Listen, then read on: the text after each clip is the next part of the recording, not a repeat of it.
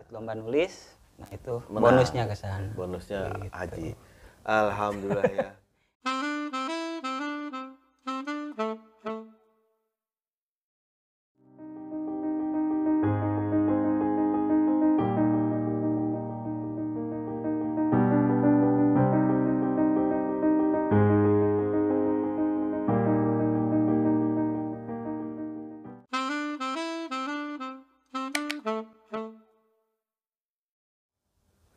Oke, netizen yang baik hatinya, kembali lagi di channel Dosen Galau TV.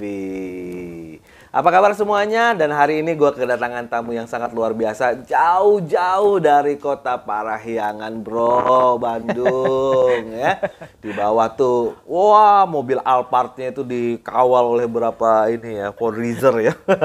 Apa kabar? Alhamdulillah. Pak Kestu, Ini salam Covid. Oh, nggak tahu deh. Pada begini semuanya kan harusnya kan cair. Cuma emang Alhamdulillah. gitu. Alhamdulillah. Saya alhamdulillah. Dari Bandung naik ini pesawat berapa jam ke sini? Ya, Studio? harus pakai pesawat. Sekarang kalau pakai darat kan sekarang ditilang, nggak boleh keluar kota. Oh ya. Bandung merah lagi sekarang. Oh, Bandung merah lagi. Oh, luar biasa. Tapi karena Kang Roni ini pejabat teras gitu kan ya. Saya kenalnya 5 tahun yang lalu pejabat teras karena sering jual ubin gitu dan ke rumah-rumah ditawarin rek masang teras bu gitu. Oke Kang Roni, alhamdulillah baik, luar biasa. Ini temen gue banget, sahabat gue banget. Dan profesi kita sama, saya dosen, ini juga dosen, cuma bedanya saya dosen yang galaunya, ini dosen yang seriusnya, gitu kan? Nah, bedanya di situ aja. Gitu. Terkenalnya ini. Oh iya. Ini penulis buku, ini juga penulis buku. Dosen komunikasi, ini juga dosen komunikasi. Jadi sebenarnya saya ingin nanya apa gitu kan karena satu frekuensi. Oke, kita mulai dari perkenalan dulu. Kang Roni. Oke, saya kenalan apa ya? Bebas aja nama gitu kan, Oke, pengalaman main ya. film atau kumaha. Gitu. Iya, pengalaman syuting gitu ya. Oh, pengalaman syuting gitu ya. Nama saya Roni Tabroni, kalau asal saya dari kaki Gunung Galunggung di Tasikmalaya. Nah, Oke. itu yang meledak tahun 82 itu. Waktu itu saya masih bayi, katanya sih saya ketinggalan waktu itu. Jadi ketika meletus Galunggung, orang tua saya kabur, yang dibawa oleh bapak saya itu bantal. Sayanya ketinggalan. Aduh. Kirain ini Kang Roni gitu lah. Oh, gitu. Katanya, udah jauh, baru baru sadar. ketahuan. Kok ini yang dibawa bantal anak saya mana? Wah, luar biasa kan. Nggak nyadar tuh bapak saya waktu itu. Kayaknya saya udah ketutup abu itu di rumah. Iya, Karena katanya waktu itu rumah-rumah ketutup abu di sana. Tahun Ya, 82 82. udah bayi ya. Udah bayi. Oh, saya belum lahir. Lebih tua berarti. Saya belum lahir, saya lahir 98. Oh, sih. Hoax itu, hoax itu. Hoax. Oke. Iya. Jadi besar di Tasik. Besar di Tasik. Sempet ngungsi kan tadi ada karena ada Gunung Galunggung. Ngungsi dulu tuh kalau ini ke Bandung 2 tahun, balik lagi ke kampung sekolah di sana gitu ya. Baru mau kuliah baru ke Bandung lagi. Gitu. Kuliah di UIN Bandung. UI-nya negeri di Bandung. UIN apa ya? Sunan Gunung Gunung Jati. Jati. Tapi kan dulu IAIN kan? IAIN. Waktu itu IAIN, Sunan IAIN. Gunung Ambil Jati. jurusan? Jurnalistik. Oh, ngambil jurnalistik. Jurnalistik. S2 di? S2 di Unisba. Universitas Islam Bandung. Bandung. Ngambil prodinya apa lagi? Komunikasi politik. Wes, komunikasi politik. Ya sih memang nih bukunya ada juga tuh yang komunikasi politik di era digital ya gitu ya. Yang gambarnya Soekarno kan nggak salah ya? Yang Soekarno, komunikasi politik era multimedia, ada komunikasi politik Natsir juga. Oh, ada marketing politik. Jadi sebelum saya ketemu orang secara fisik, saya tuh sudah banyak baca bukunya karena saya suka ngumpulin semua dosen komunikasi kalau nerbitin buku, saya mau ngumpulin aja gitu kan. Jadi alhamdulillah nih luar biasa nih jadwalnya. Kosong semua. Kosong semuanya. Kosong semuanya karena kuliah udah selesai, udah di onlinein semuanya, ngasih nilai juga udah selesai gitu kan. Nepi ke September juga kosong ya. Kosong. Jadi sekarang kesempatan lah gitu kan mumpung nganggur gitu kan. Jadi karena memang tamu-tamu di Dosen Galau ini akan dapat honornya 4 digit. Alhamdulillah, wa syukurillah gitu kan. Jadi luar biasa. Oke, pengalaman ketika S1 S2-nya sudah linear ya, komunikasi. Pernah nggak bercita-cita memang gue mau jadi dosen deh gitu? Kan sekarang jadi dosen ya? Jadi dosen. Ceritanya sih begitu ya. Di Universitas Muhammadiyah Bandung. Oh ya kan yang baru ya? Baru berapa tahun? Masih bayi banget nih. Sebenarnya baru 4 tahun. Baru 4 tahun. 3 tahun kemarin di kampus lama, sekarang baru banget pindah di Ini kampus UNAS Muhammadiyah Bandung ini baru banget. Baru banget. 2 tahunan ya, 2-3 tahunan ya. Gedungnya juga masih baru di jalan Soekarno-Hatta di belakang Polda. Belakang Polda. Di pinggir. Oh ya, di pinggir ya. Pinggir gitu. Jadi itu luar biasa. Sekarang jadi dosen komunikasi. Pernah kepikiran mau jadi dosen? Emang mau kejar jadi dosen atau kumaha? Nggak tahu ya. Dulu saya juga lupa waktu kecil cita-cita saya apa. Ini mungkin karena tertutup abu ya. Tertutup abu galunggung meren. Jadi betul-betul ketutup banget gitu kan. Jadi sangat luar biasa gitu kan. Jadi kalau waktu ke Bandung sih waktu ke Bandung yang tertarik tuh memang udah pertama banget tertarik tuh emang dunia kewartawanan. Oh, dunia kewartawanan. Karena waktu kebayangkan tahun 97 menjelang 98 yang lagi rame banget itu adalah momentum reformasi. Oke. Dan kita tahu reformasi itu kan dari media ya. Dari media, betul. Nonton TV, baca koran, walaupun belum kuliah, tiap hari baca koran di tempat koran, bukan beli ya. Baca aja. Oh, di lapak-lapak koran gitu? Di lapak koran itu di depan kampus. Saya belum kuliah tuh di UIN itu. Oh, belum kuliah di UIN? Belum kuliah. Jadi nganggur setahun, yang saya kerjakan tiap hari adalah beli koran, baca koran di lapak koran. Bukan beli, baca aja gitu. Simpen lagi, udah baca, simpen lagi. Lama-lama kan mikir, gimana ya orang bisa mentransfer informasi yang sangat luar biasa lewat lembaran koran, lewat tulisan, ada juga lewat TV gitu ya. Ya, betul. Dan akhirnya saya sangat tertarik dengan dunia jurnalistikan. Gimana menjadi wartawan tuh kayaknya hebat gitu ya, bisa mempengaruhi orang, bisa membuat perubahan gitu ya. Ya saya sebenarnya pingin jadi jurnalis waktu itu, tapi nggak ngerti ya. Nggak kesampaian. Tiba-tiba jadi dosen. Jadi ketika S1 lulus ngapain tuh setelah S1? Sebenarnya saya sempat di Republika sempat sebentar, kemudian di Radar Bandung juga sebentar. Oh, luar biasa.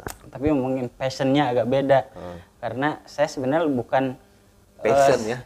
Orang Sunda passion. Bukan menulis berita, tapi ternyata menulis ke artikel. Yang lebih berat ya. Senior-senior di media saya melihat kayaknya ente bukan di sini pasnya di mana? Di artikel. Ya kalau nulis artikel kan nggak bisa jadi wartawan, masa di wartawan ngisi kolom opini kan? Ya udah kalau begitu saya balik ke kampus menyelesaikan S1 saya, dan setelah itu aktivitas dulu di luar. Kemudian ada yang nawarin ngajar, tapi saya tetap nulis dari semester 1 beres kuliah sampai beres kuliah terus. Jadi nulis di opini. Terus nulis opini. Jadi ketika jadi wartawan gaya saya menulis opini itu ke bawah-bawah. Oh, ke bawah. Oh iya, jadi, kan berbeda ya, dunianya berbeda. Jadi nulis berita mah 5W1H gitu kan. Nulis opini mah ada referensi, citasi yang gitu. Jadi sebenarnya nulis opini itu udah dari sebelum kuliah. Jadi waktu ke Bandung zaman reformasi itu rame-rame di kampus suka demo gitu ya. Kemudian saya suka baca koran, nonton TV. Nah, saya sudah nulis artikel. Jadi ketika masuk kuliah saya S1? terus nulis artikel. Honornya berapa waktu itu? Honornya tuh ini harus harus tahu nih. Kita harus tahu nih. Cluenya dulu aja, cluenya jadi gini. Saya pakai clue. jadi emang kuliah saya itu apa Lis? Ini kameramen ngomong sama siapa nih? Woi, lagi rekaman ngomong lagi. Terus jadi kuliah saya itu sebenarnya kebanyakan hidup saya memang dari tulisan. Dari tulisan. Jadi kebayang nggak 98 sampai 2002 saya jatah hidup saya di Bandung itu 50.000. Oke. Jadi cukup nggak cukup ini buat makan, buat dari orang tua teh transfer 50.000. Itu juga bukan orang tua. Karena orang tua saya itu dari SMP aja udah bapak saya udah sakit-sakitan, ibu udah cuma buruh tani gitu. Jadi itu juga saudara ngasih 50.000 per bulan. Cukup nggak cukup? Pokoknya cukup. Kebayang nggak gimana mau neraktir cewek? Kebayang itu. Kebayang.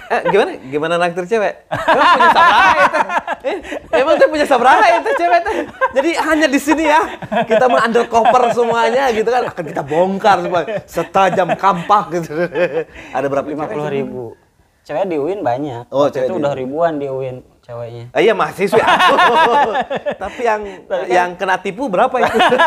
Korbannya. Jadi kayak 50.000 sebulan. Ya, jadi saya kan harus memenuhi kebutuhan kuliah tuh ya. Oh iya, beli buku. Dari beli buku macam-macam. Yang paling penting saya kan beli buku. Kalau makan kan bisa minta ke temen ya. Iya. Kalau tidur kosan bisa di kosan Numpang. temen kan ya numpang gitu. Tapi yang sama kayak saya tuh. Kalau udah di ares tanggal 15 pura-pura silaturahmi ke rumah teman gitu. Kang, kosong gitu kan. Saya mau main lah gitu. Kalau malam-malam. Tapi yang saya agak anti memang minjem buku teman. Itu udah watak saya dari awal. Oh, Jadi gitu. saya tidak boleh pinjam buku dari teman kecuali sangat terpaksa banget. Nah, jadi saya harus beli buku. Kalau perlu buku apa harus beli. Dan kalau saya nggak nulis, kebutuhan kuliah saya sampai beres, sampai wisuda, ya nggak bisa dong, berantakan. Jadi sampai ya udahlah 50.000 ya buat apa? Tapi sisanya itu dari nulis. Semuanya dari nulis? Semuanya dari nulis. Sampai lulus? Waduh, berapa pemasukannya itu? Wah. Sejuta ada sejuta?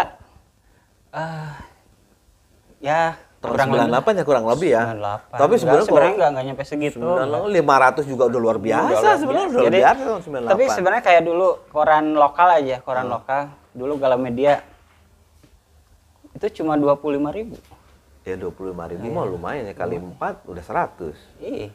Udah lumayan. Jadi dulu saya waktu kuliah itu kayak seperti punya gaji. Tiap minggu tuh ngambil honor. honor. Tapi ngambil honor biasanya langsung ke toko buku. Oh, ya gitu. kayak gitu. Makannya nggak berubah tuh? Yang di kosan Indomie gitu kan? Tetap aja kalau itu. Dapat honor langsung makan ayam di warteg gitu. Ini gitu kan kesodoran itu ya. Itu dari Wah, luar biasa. Nah, sampai saat ini sudah berapa buku? Yang terbit ter-ISBN 23 ya. 23 buku dengan usia semuda ini udah 23 buku. Luar setua biasa. ini. Oh, setua, udah semuda ini. Yang terakhir, yang terakhir. Apa? Oh, buku. Dua yang terakhir ini di musim Covid. Saya jurnalisme di era Covid-19. Kemudian jurnalisme di era Covid ya. Orang Sunda mah Covid. Covid. Covid salapan welas. Yang satu lagi yaitu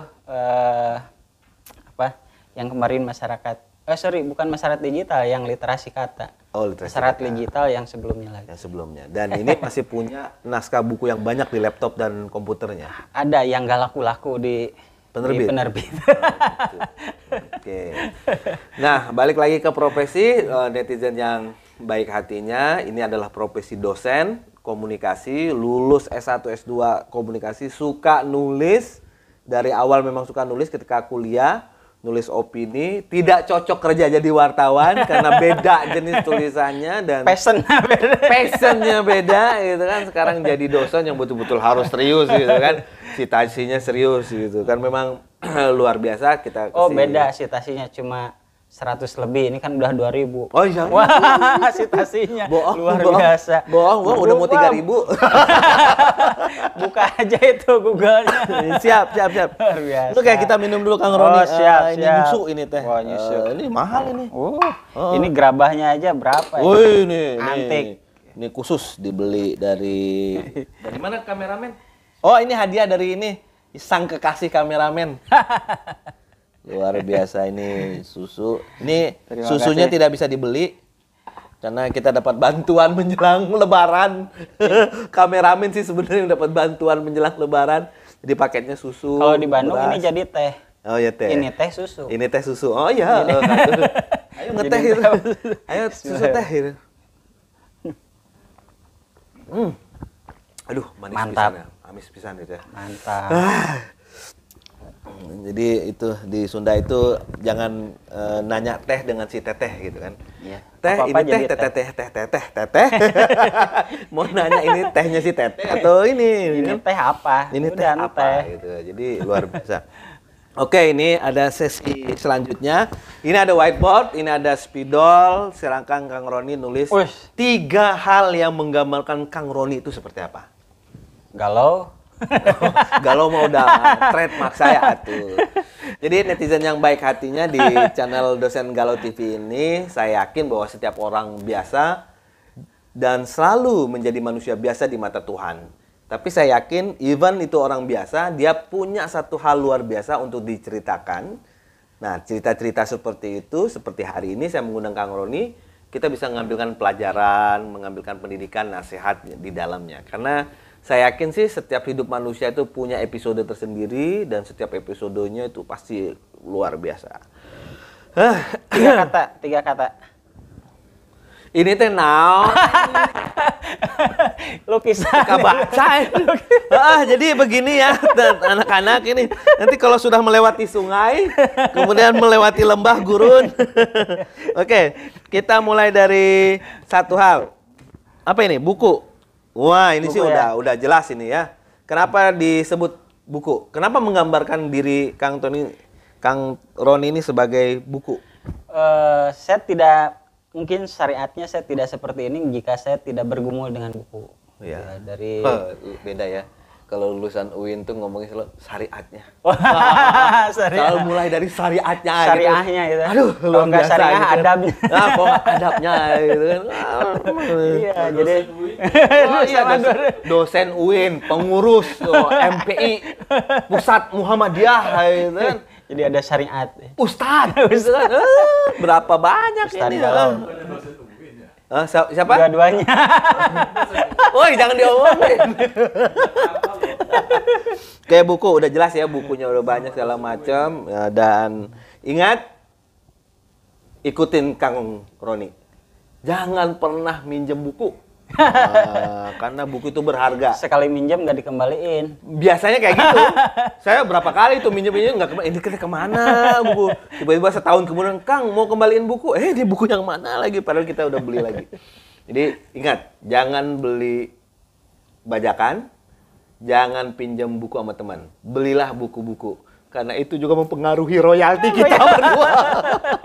Kerasa banget itu royalti. royalti. Kerasa ini royalti nih buku itu kan. Jadi harus beli buku lah biar royaltinya ini. Oke, yang kedua nulis. Wow, kenapa disebut nulis? Ya, saya sekarang mengisi hari-hari galau saya dengan menulis. Jadi dengan menulis mungkin kegalauan bisa diminimalisir ya. Ternyata galau juga ya. Saya kira dengan profil seperti ini datang ke Jakarta naik apa Alphard yang dikawal itu sama bulldozer. Ternyata bisa ya gue nulis gitu. Apalagi musim kopi nih banyak yang galau. Saya dengan menulis tuh hilang lah. Setidaknya kegalauannya ditulis. Kegalauannya ditulis. Pernah nggak ketika nulis itu merasa buntu, tidak bisa menulis apa-apa gitu kan? Atau memang pernah nggak dalam satu ketika bahwa hanya menulislah keresahan-keresahan saya terhadap negara, keresahan-keresahan saya terhadap sosial budaya yang ada di masyarakat itu bisa tersalurkan gitu? Ya, saya bisa mandeg lagi nulis itu kalau ingat cicilan biasanya. Ada? Sama. Jangankan nulis saya mah lagi tidur mah inget cicilan, aduh depi kemana makanya teh itu sama aja sebenarnya. Sama-sama manusia berarti. Sama-sama manusia tuh. Manusiawi. Aduh luar biasa, cuma bedanya cuma cicilan satu, cuma cicilannya banyak gitu kan. Banyak. Jadi sekarang kayak misalkan saya outline buku tentang jurnalisme ini sudah ada 3 apa 4 itu outline aja semuanya. Jadi nggak nyampe itu digarap itu jadi sebuah sesuatu lah jadi buku. Saya mandeg gitu ya. Tapi kan artinya meskipun outline ini otak bekerja terus kan? Betul. Jadi sebenarnya rata-rata misalnya begini. Jadi ini juga misalnya saya bikin outline buku X, ini nggak jadi bukan berarti kita berhenti menulis karena ada ide lain ini belum kegarap muncul ide baru lagi. Nah, kita garap yang ini terbengkalai. Ada beberapa outline-nya begitu. Jadi kalau jadi penulis yang udah lama ya Bayangin dari tahun 98 atau 99. Nulis terus, hidup kuliahnya dari nulis, tiba-tiba sekarang jadi dosen yang memang harus nulis. Otaknya tuh pasti akan mikir tuh, ini apa lagi, ini apa lagi, ini apa lagi gitu. Udah berapa banyak laptop yang hancur? Wah, itu. Yang udah buat nulis gitu Bukan kan? dari laptop, dari mesin tik begini. Oh, dari mesin tik. Ya, tak, betul. tok, tak, tok, Betul, tak. betul. Itu yang 2 jari itu 10 jari. 11. 11. Kan gini, 11. Itu yang saya sampai nyampe ke Masjidil Haram. Hah? Ini karena saya begini, tok tak tok tak tok tak tok Oh, tak. gitu. Iya, dari beginian. Dari nulis. Sudah haji nih? Wah, ada penonton yang bilang sudah haji. Wah, Pak Haji ternyata. Wah, luar biasa ini. Bukan itunya, tapi kan ininya nih. Tak tak tak tak tak tak. Nah, itu jadi sesuatu lah kira-kira gitu. Jadi ternyata Wah, itu biasa. Juga itu emang ada ceritanya. Jadi kebayang nggak waktu 98 99 kita masuk di kampus, denger cerita ada seorang dosen yang katanya bisa berangkat haji dari tulisan. Haji itu kan berapa kira-kira ongkosnya? Iya. Berarti ada satu tulisan yang harganya segitu. Wah, saya harus mencari orang itu kayak gimana orangnya, berarti jenius banget gitu ya. Kita cari orangnya, pelajari gaya hidupnya, cara nulisnya macam-macam. Saya ikutin terus jadi saya ngefans lah kira-kira gitu.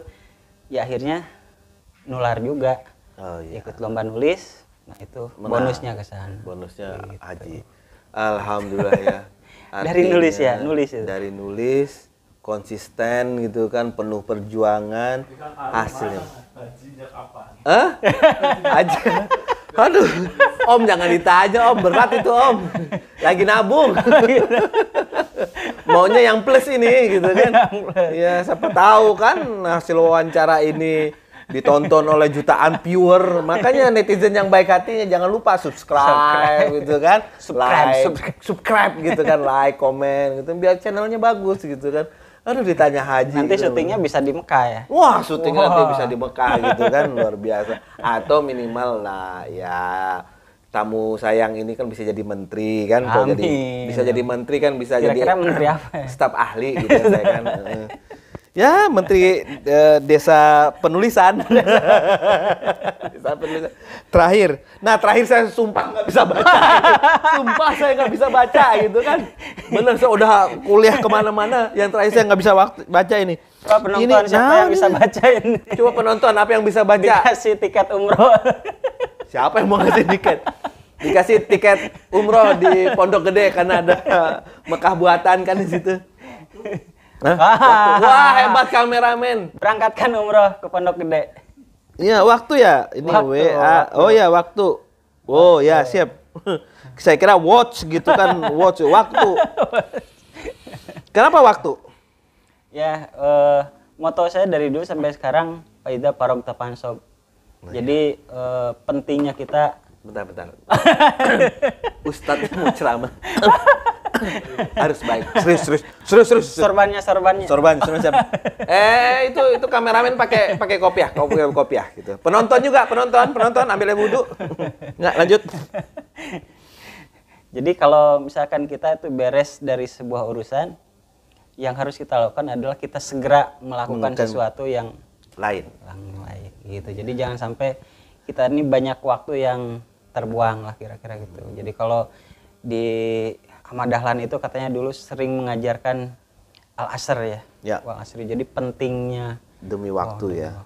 Begitu. Betul. Makanya nah dalam konteks menulis itu kalau misalnya kita kalau saya beres nih satu tulisan, jadi otak tuh harus cepat bekerja lagi untuk memproduksi kira-kira saya nulis apa lagi. Ya. Beres apa.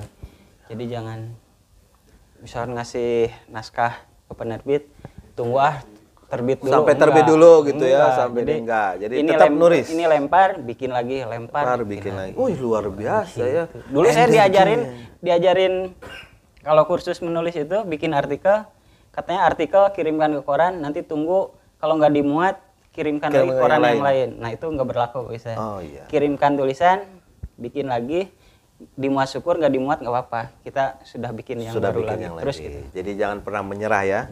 Jangan pernah menyerah. Dan jangan banyak menunggu. Ini sebenarnya kode buat kameramen saya sih sebenarnya gitu kan. Iya, apalagi coba. Apalagi coba penulis buku, puisinya banyak gitu kan. Dan ini nih videonya yang mau tahu kameramen saya itu siapa, kegalauannya nih klik video yang ini nih gitu kan. Jadi ini itu kan menunggu yang sangat luar biasa. Oke, terakhir ini pertanyaan terakhir sebenarnya. Terakhir nggak tahu saya terakhir yang ke satu, yang kedua, ketiga, pokoknya bilangnya terakhir aja lah gitu kan. Kira-kira dalam dunia karir seorang Roni Tabroni itu siapa yang paling berjasa? Kan nggak mungkin dengan ujuk-ujuk karena nongkrong di kios koran itu, saya cuma mau jadi penulis gitu kan. Pasti belajar juga kan, belajar gayanya. Atau memang muncul dengan sendirinya? Kalau minat menulis muncul dengan sendirinya, tapi memang pasti ada yang menginspirasi kenapa saya harus, dan saya kejar gayanya dia seperti apa. Jadi ada sih.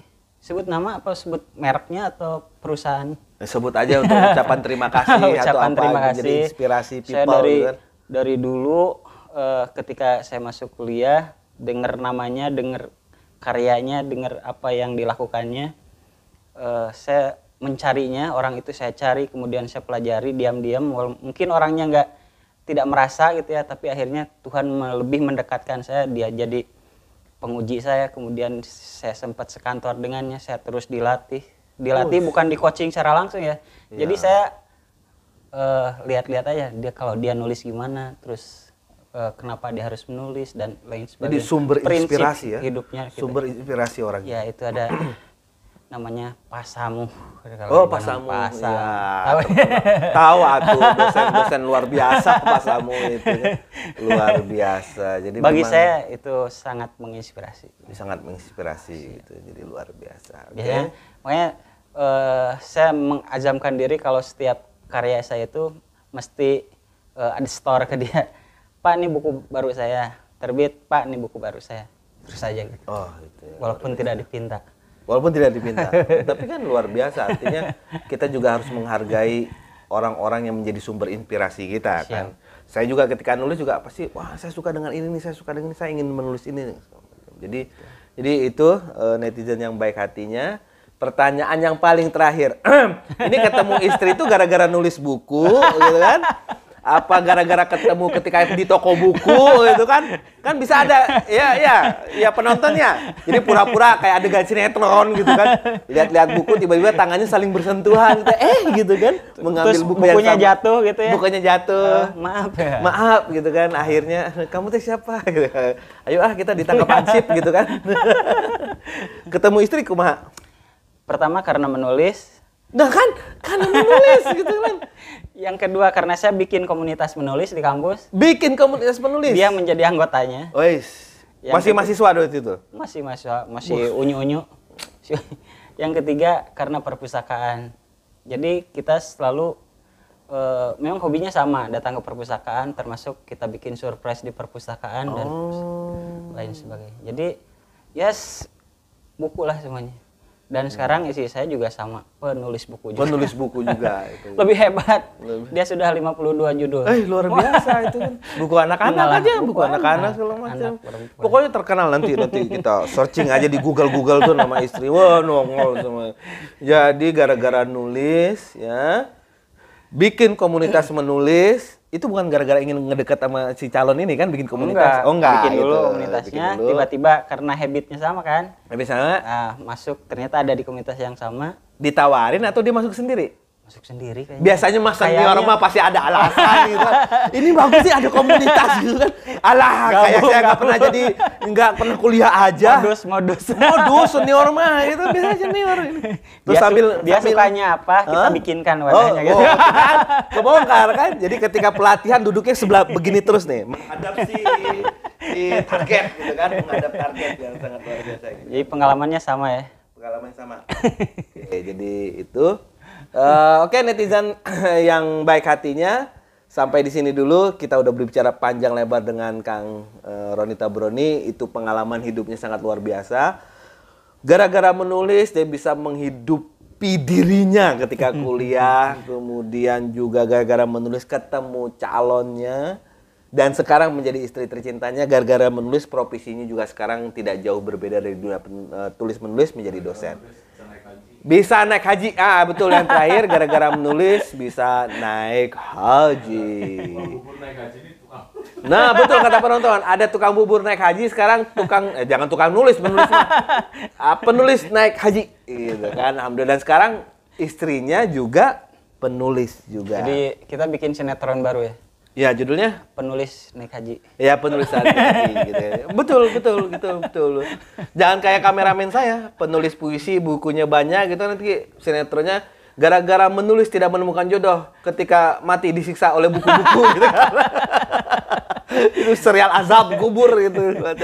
Oke, atur nuhun Kang Roni hari ini luar biasa, tamunya luar biasa, netizen yang baik hatinya. Saya yakin setiap orang biasa punya satu hal yang luar biasa untuk diceritakan. Kang Roni adalah salah satu sosok manusia biasa di mata Tuhan, tapi dia punya cerita yang sangat luar biasa, yang semuanya bisa kita ambil hikmah dan pelajaran. Sampai jumpa lagi dengan tamu-tamu saya yang lain di Dosen Galau TV. Dan saya akan membongkar semua undercover lah pokoknya tamu-tamu saya tersebut. Bye-bye. Assalamualaikum.